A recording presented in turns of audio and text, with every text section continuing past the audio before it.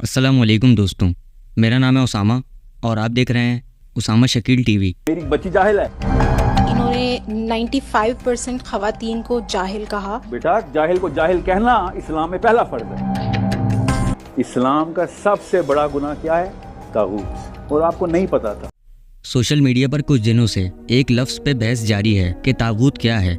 वैसे तो अक्सर लोगों ने ये लफ्ज़ ही पहली बार सुना होगा, और वो भी इस वीडियो क्लिप के वायरल होने के बाद। समा टीवी के एक प्रोग्राम मुकालमा के अंदर औरतों के हुकूक और हुकूकुल्लाह पर बात करते हुए पाकिस्तान के मशहूर मोटिवेशनल स्पीकर साहिल अदीम, जिनकी वजाय शोहरत इस्लाम को उलमा इकराम की पुरानी सोच और नज़रियात से हटाकर नौजवान नस्ल को इस्लामी तालीमात, साइंटिफिक, लॉजिकल और क्रिटिकल थिंकिंग से सोचने की तरफ उभारना है, और वो इसके अंदर काफ़ी हद तक कामयाब भी हो चुके हैं। इसी प्रोग्राम के अंदर इनका कहना था कि इस्लाम में सबसे बड़ा गुनाह तागूत है।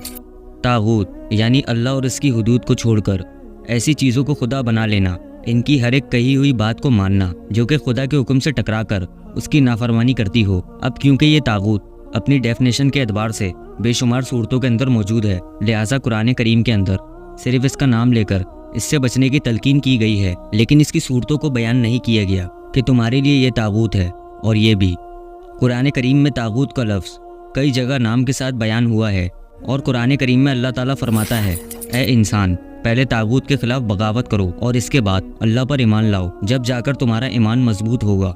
इसके बाद तुम अल्लाह के साथ एक ऐसी मजबूत रस्सी के साथ जुड़ जाओगे जिसको फिर कभी कोई नहीं तोड़ सकेगा। अब इस शो में औरतों के हुकूक पे बात करते हुए साहिल अदीम यही कहना चाह रहे थे कि आज हमारे माशरे की औरतें, अगर इनसे पूछा जाए तो 95% औरतों को तागूत का मतलब ही नहीं पता होगा, यानी वो इस मामले के अंदर बिल्कुल जाहिल हैं। और ये बहुत ही ख़तरनाक सूरत हाल है, क्योंकि वो अल्लाह के हुक्म को छोड़कर अपने नफ्स और लिबरल माशरे को ब्लाइंडली फॉलो कर रही हैं, और अपनी आने वाली नस्लों को भी इस तरह से तैयार करेंगी।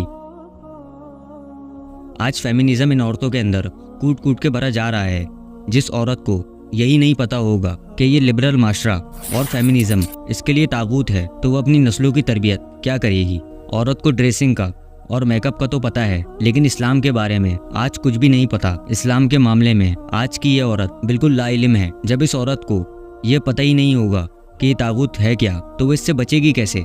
और जाहिर है ये बहुत ही लॉजिकल सवाल है। अब आप खुद फैसला करें कि साहिल अदीम ने ऐसी कौन सी बात की जो गलत है। क्या ये सब आज हमारी आंखों के सामने नहीं हो रहा कि औरतों को वेस्टर्न माशरे, लिबरलिज्म, फेमिनिज्म, LGBT और इन सब तागूत को अपना हक कहकर घरों से निकाला जा रहा है। और देखा जाए तो इसमें कहीं ना कहीं मर्दों का भी हाथ है। आज हम देखते हैं कि पेट्रोल की लाइन से बचने के लिए मर्द अपनी औरत को ले जाता है ताकि लाइन में ना लगना पड़े। बिल की लाइन में भी मर्द अपनी औरत को लगा देता है ताकि बिल जल्दी भर दिया जाए। मार्केट्स में औरतों को दुकानदार के आगे करके पैसे कम करवाना, ये भी हमारे माशरे में चल ही रहा है।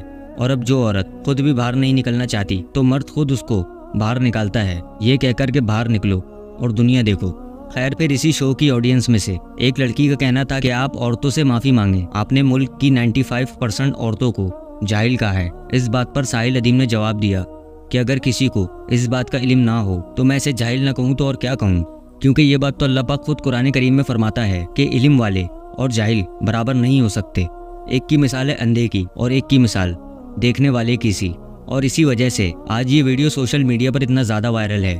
अल्लाह पाक कुरान करीम में फरमाता है कि जब अल्लाह की आयतें काफिरों और मुनाफिकों के सामने पढ़ी जाती हैं तो इनका दिल घुटने लगता है। बिल्कुल यही मिसाल इन लिबरल फेमिनिस्ट की भी है कि जब अल्लाह का हुक्म इनको सुनाया जाए तो इनको तकलीफ महसूस होने लगती है, क्योंकि जाहिर है वैसे भी फेमिनिज्म तो है ही इस्लाम के खिलाफ। बस इस लड़की को ये कह सकते हैं कि जब तक इंसान को किसी बात का इल्म ना हो तो बहस नहीं करनी चाहिए, वरना आप खुद ये साबित करेंगे कि सामने वाला शख्स आपको क्यों जाहिल कह रहा है।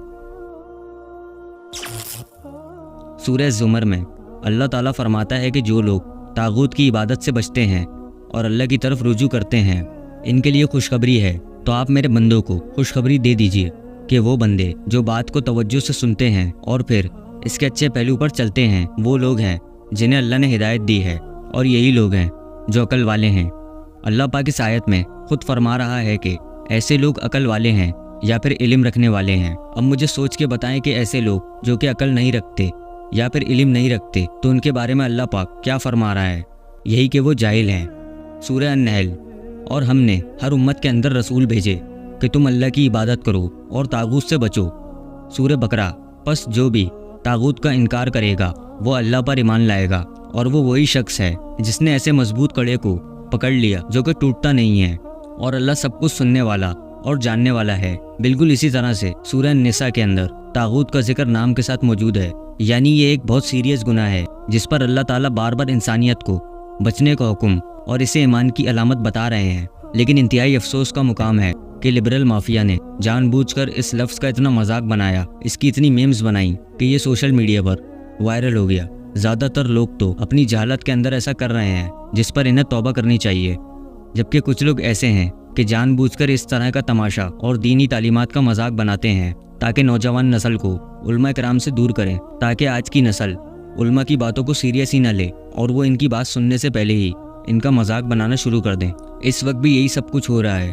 انجینئر محمد علی مرزا، ساحل ادیم اور ڈاکٹر اسرار احمد مرحوم جیسے اسکالرز وہ لوگ ہیں جو پہلی بار سب سے بڑے گناہ کا مطلب لوگوں تک پہنچا رہے ہیں، ورنہ یہ بات بالکل ٹھیک ہے کہ آپ میں سے 95% لوگوں نے یہ لفظ پہلے کبھی نہیں سنا ہوگا۔ ساحل ادیم کے ان الفاظ کی وجہ سے اس وقت سب سے زیادہ تکلیف فیمنسٹ کو ہوئی ہے۔